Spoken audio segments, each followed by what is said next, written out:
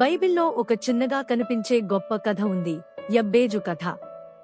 యబ్బేజు బైబిల్లో చిన్నగా మాత్రమే చెప్పబడిన వ్యక్తి, కాని అతని జీవితం చాలా గొప్ప సందేశాన్ని ఇస్తుంది. యబ్బేజు అనే పేరుకి అర్థం బాధ. అతని తల్లి బాధతో అతన్ని కనింది కాబట్టి ఈ పేరు పెట్టింది. అంటే అతని జీవితం ప్రారంభం నుంచే బాధతో నిండినది. కాని అతను తన గతం, తన భవిష్యత్తును నిర్ణయించనివ్వలేదు. అతను తన పరిస్థితులకు లొంగిపోలేదు. దేవుని వైపు తిరిగాడు. అతను దేవునికి హృదయపూర్వకంగా ఇలా ప్రార్థించాడు: నీవు నన్ను నిశ్చయముగా ఆశీర్వదించి నా సరిహద్దును విశాలపరచి నీ చెయ్యి నాకు తోడుగా ఉండ దయచేసి నాకు కీడు రాకుండా దానిలో నుండి నన్ను తప్పించుము. అప్పుడు ఒక అద్భుతం జరిగింది. దేవుడు అతని ప్రార్థనను ఆలకించి నెరవేర్చాడు. యబ్బేజు తన సహోదరుల కంటే ఘనము పొందినవాడై ఉండెను.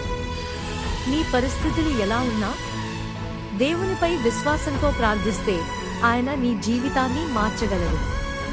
గతం నిన్ను నిర్దేశించదు, ప్రార్థన నీ భవిష్యత్తును నిర్మిస్తుంది.